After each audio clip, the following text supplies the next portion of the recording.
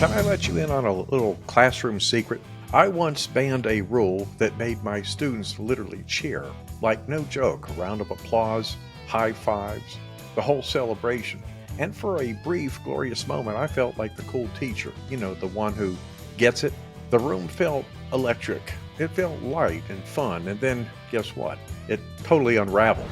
I'm sharing this not to scare you, but because if you're a teacher trying to build a classroom that your students love, you might be tempted to ditch the very same rule that I did. I know I was. And I learned something the hard way. The rule students hate the most just might be the one that saves your classroom.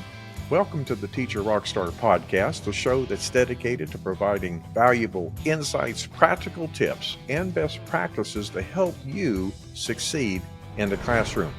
I'm your host, Steve Hiles, a classroom teacher with 20 years of experience. And today, we are going to be talking about the most hated classroom rule and why it might actually work for you.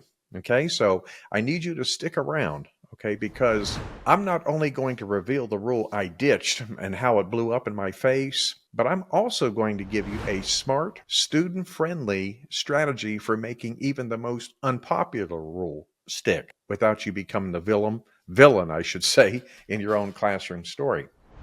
But first, I need you to picture this for a minute.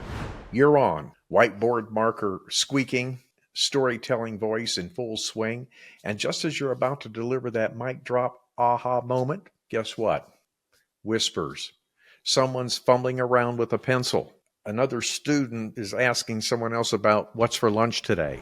Now, be honest, what is your go-to move? What do you honestly do when that happens? Okay, do you power through it like it's really no big deal? Do you pause awkwardly or do you wait them out? Now, that moment right there isn't just a nuisance. It's the brick and mortar of your classroom culture. Now, let's talk about the rule that shapes those very moments. Point one, let's name the villain. Okay, now this is the rule. The rule I'm talking about, the one that made my students groan and roll their eyes, is this: no talking while the teacher is talking.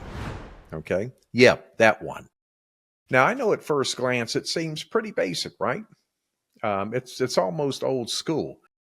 But let me tell you, students hate it. They test it constantly. And I'll admit, I questioned it myself as well. It felt rigid, unfriendly, so I tossed it out. I wanted more collaboration, more back and forth. I encouraged mid-lesson comments. I thought I was opening doors up to engagement, but what I actually opened up was total chaos, meaning that directions had to be repeated over and over again.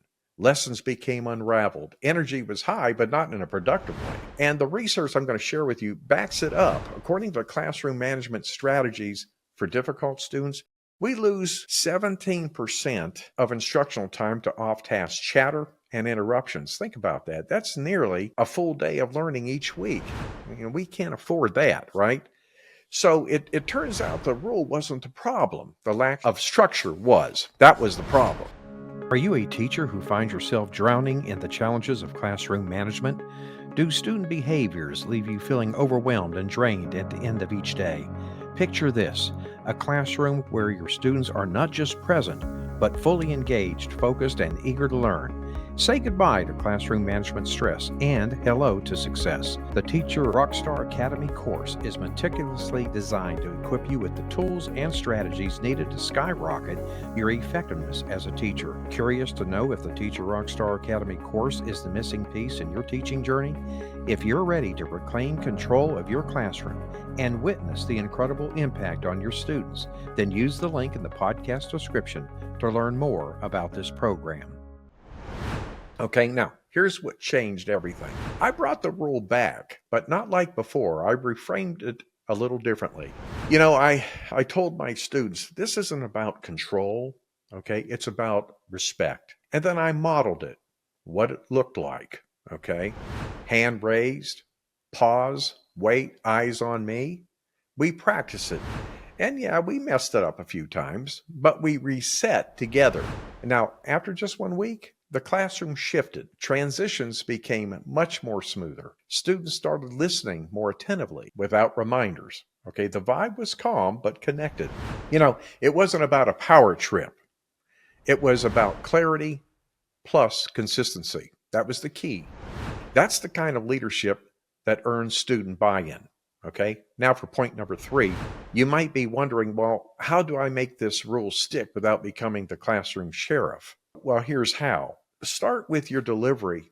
Reframe it in a whole total different way. In other words, don't pitch it as punishment. Pitch it as a partnership between you and the students. Try saying something like, we learn best when we listen first and speak second, and then live it. When a student blurts out, acknowledge them, but guide them back. You can try this. What happens when we all talk at once? And go through that scenario. And then what happens when we wait our turn? Use visuals, narrate positively, redirect gently, and celebrate success. That's the key. Now, an example, you might, if this happens in your classroom because we followed our listening rule today, we got, let's say, 5 extra minutes for a game or 5 extra minutes or whatever on the recess field. You're building a strategy for success, and that's the key here. I wanted to kind of make sure it's clear. So here's my takeaway for you. The rule that I once ditched, thinking that it was too harsh, too old school, turned out to be the exact thing that restored focus, peace, and mutual respect in my classroom. No talking while I'm talking might sound strict, but when it's grounded in empathy and explained in such a way with purpose, it becomes a shared agreement, not a command.